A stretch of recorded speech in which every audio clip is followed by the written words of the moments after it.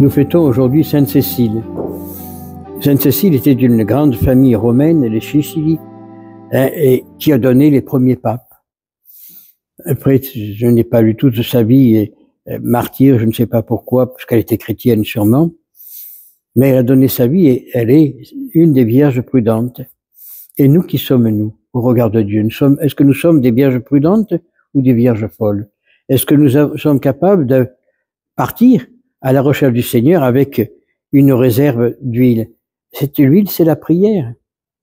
Est-ce que nous sommes capables d'avoir toujours cette vie de prière en nous? Oh, on n'a pas besoin de réciter des rosaires toute la journée, non? Mais cette vie de prière et de rapport intime avec Dieu, constamment, ce qui nous permet d'avancer. Et là, on ira aux noces, ou si nous sommes comme ces vierges qui sont folles, qui ne prient pas, elles vivent leur vie de tous les jours, mais sans prière, sans rien, elles s'entendront dire « je ne vous connais pas ». Alors, qui sommes-nous vraiment? C'est un petit peu la question qu'on devrait se poser tous les jours. Qui sommes-nous au regard de Dieu? Quelle manière nous vivons à l'égard de Dieu? De quelle manière nous nous comportons à l'égard de Dieu? Essayons de méditer tous cela pour voir exactement où nous en sommes. Si nous sommes ces vierges prudentes ou si nous sommes ces vierges folles. Le monde d'aujourd'hui est entouré malheureusement de vierges folles.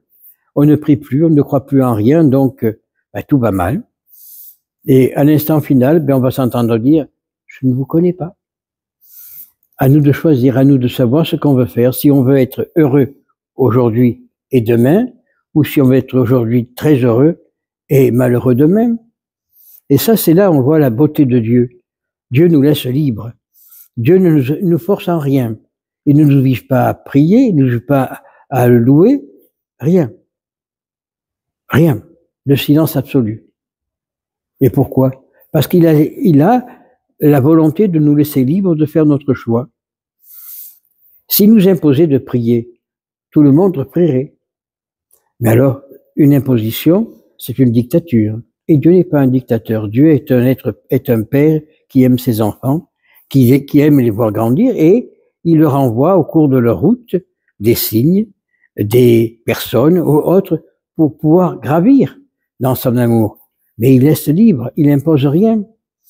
L'Église, dans sa bonté, nous a mis des saints pour nous faire apprendre l'amour de Dieu, pour nous faire connaître cet amour de Dieu et pour nous montrer un chemin pour nous monter vers lui. Maintenant, si on ne veut pas le suivre, nous sommes libres d'ouvrir la porte pour le paradis ou d'ouvrir la porte pour l'enfer. Dieu nous laisse libres. Alors, essayons de voir avec Sainte Cécile, de nous apporter cette lumière de la foi, de vivre cette lumière de la foi comme une vierge prudente, n'ayant pas peur, même si les gens nous regardent avec des yeux bizarres, de faire un signe de croix quand on est dans un lieu public ou autre, pour des motifs précis. On ne va pas s'amuser à faire des signes de croix toutes les 5 minutes. Mais n'oublions pas que c'est par ce signe qu'on vaincra.